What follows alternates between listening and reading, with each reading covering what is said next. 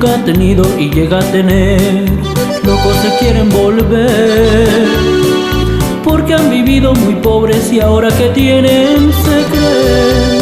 Y yo en lo particular, si me hiciera rico sería humilde, porque viví en la pobreza, conociendo humillaciones que nunca voy a olvidar. No somos nada aquí en este mundo. Si ya nos toca sufrir, sufriremos.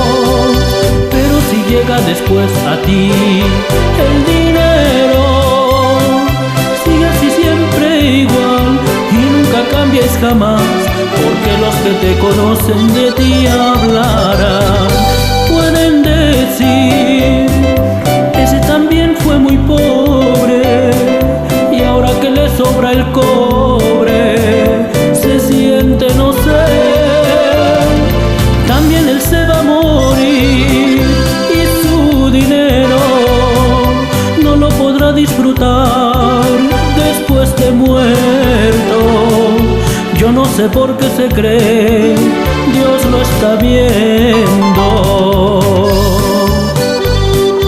Y no es mentira.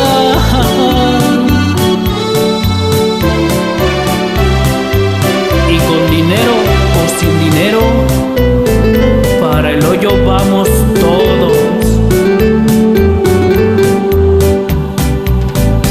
Y la gente lo critica y la gente lo juzga mal, porque era pobre como yo, mi mejor amigo, pero el dinero lo cambió.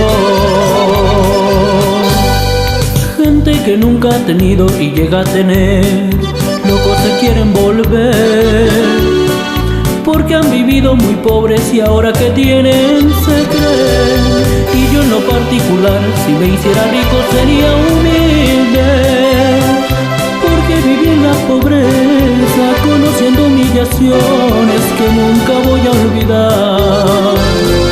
Porque viví en la pobreza, conociendo humillaciones que nunca voy a olvidar. Porque viví en la pobreza, conociendo humillaciones que nunca voy a olvidar.